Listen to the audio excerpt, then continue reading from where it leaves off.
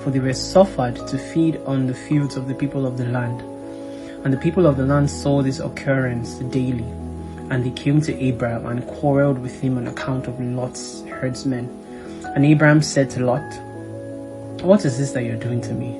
To make me despicable to the inhabitants of the land, that thou orderest thy herdsmen to feed thy cattle in the fields of other people? Don't you know that I am a stranger in this land amongst the children of Canaan? And why would you do this unto me?" And Abraham quarreled daily with Lot on account of this. This is unknown. But Lot would not listen to Abraham, and he continued to do the same. And the inhabitants of the land came and told Abraham. Verse 41. And Abraham said unto Lot, "How long wilt thou be to me for a stumbling block with the inhabitants of the land? Now I beseech thee, let there be no more quarreling between us, for we are brothers. But I pray thee, separate from me. Go and choose a place where you may dwell with your cattle and all belonging to thee.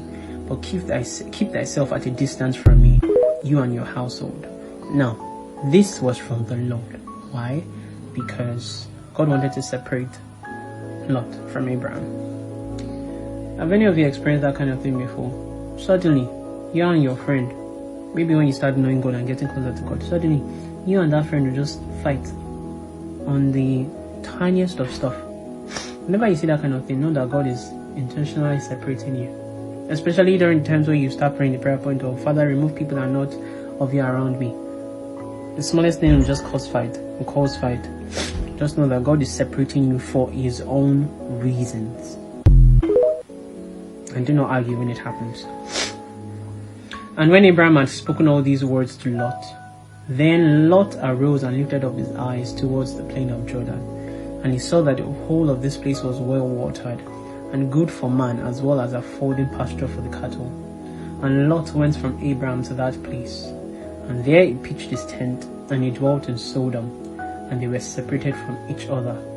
And Abraham dwelt in the plain of Mamre, which is in Hebron, and he pitched his tent there. And Abraham remained in that place many years. If you read the book of Genesis, it says that and Lot pitched his tent close, like in front of Sodom. But the next time we're seeing Lot, it was already inside Sodom. It's like playing with sin. You don't play around sin or play with sin and expect not to get burnt. You flee from sin. It's very difficult. That's why you ask God for the grace and his help at all times. We're moving immediately to chapter 16. So the book of Jasher, chapter 16, verse 1. At that time, Chedorlaomer, king of Elam, sent to all the neighboring kings to Nimrod, king of...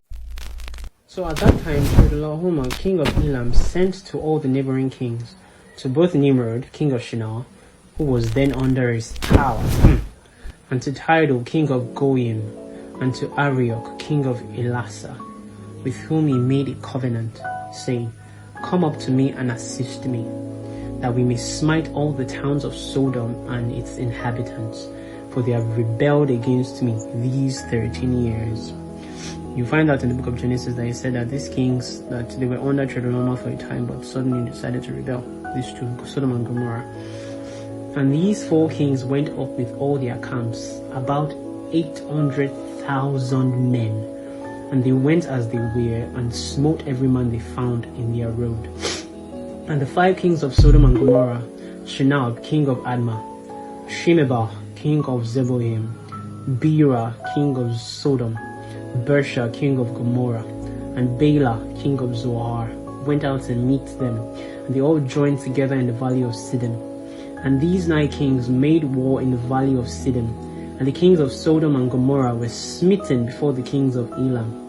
And the valley of Siddim was full of lime pits, tar pits in Genesis, and the kings of Elam pursued the kings of Sodom, and the kings of Sodom with their camps fled and fell into the lime pits, and all that remained went to the mountain for safety.